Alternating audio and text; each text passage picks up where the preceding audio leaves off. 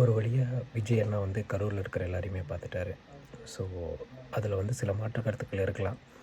கரூரில் இருக்கிறவங்கள வந்து என் வீட்டில் போய் பார்க்கல, ஏன் இங்கே வந்து கூட்டிகிட்டு வந்து இங்கே வச்சு மகாபலிபுரத்தில் வச்சு பார்க்குறாருன்னுலாம் நிறைய அலகேஷன்ஸ் வரதெல்லாம் பார்த்தேன்.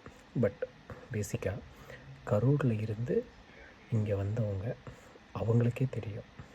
அவங்க தான் அதை வந்து வரணுமா வேண்டாமா டிசைட் பண்ணுறவங்க. ஸோ அவங்களே வந்துட்டாங்கங்கும்போது நாம் இதை பற்றி பேசுகிறதுல எந்த ஒரு கருத்துமே கிடையாது.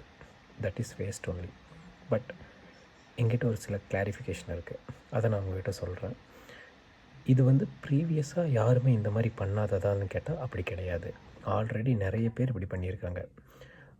கவின் இறந்தப்போ அவங்க ஃபேமிலியை கூப்பிட்டு நம்ம இப்போ இருக்கிற சிஎம் பார்த்ததை அவர் வந்து முதலமைச்சர் ஆஃபீஸ்லேயே கூப்பிட்டு வச்சு பேசுனதை வீடியோ இருக்குது, நீங்கள் வேணால் செக் பண்ணி பாருங்கள்.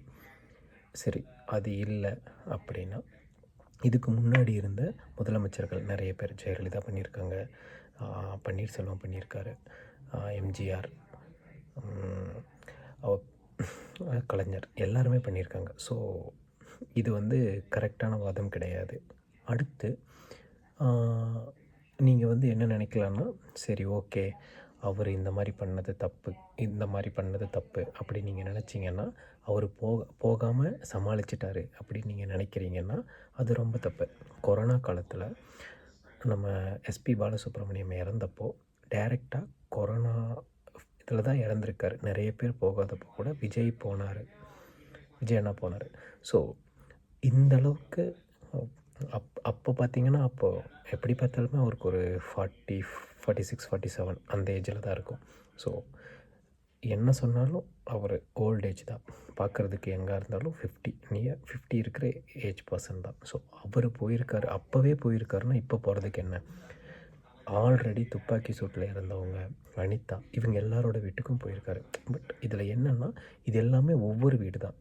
ஒவ்வொரு வீடுனா டக்குன்னு யாருக்கும் தெரியாமல் போயிட்டு வந்துடலாம். பட் இது 41 பேர் இறந்துருக்காங்க, 39 வீடுங்கும்போது நாம் வந்து 39 வீடு, 39 டு 38 வீட்டுக்கு நம்ம போகிறோன்னா ஃபஸ்ட்டு 2வது வீட்லேயே எல்லாருக்கும் தெரிஞ்சிடும்.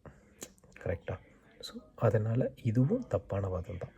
ஸோ அதுக்கப்புறம் அடுத்து இதில் இருக்கிறதுலையே ரொம்ப ஒஸ்ட்டான இது வந்து, அதில் பேசின ஒரு அம்மா வந்து, அந்த இறந்த இதிலேருந்து ஒரு அம்மா வந்து, விஜய் என்னோடய பையன் இறந்தாலும் பரவாயில்ல, விஜய் வரணும் அப்படிங்கிற மாதிரி பேசுனதை நிறைய பேர் தப்பாக ட்ரோல் பண்ணுறத பார்க்குறேன். பட் அது ரொம்ப தப்பு.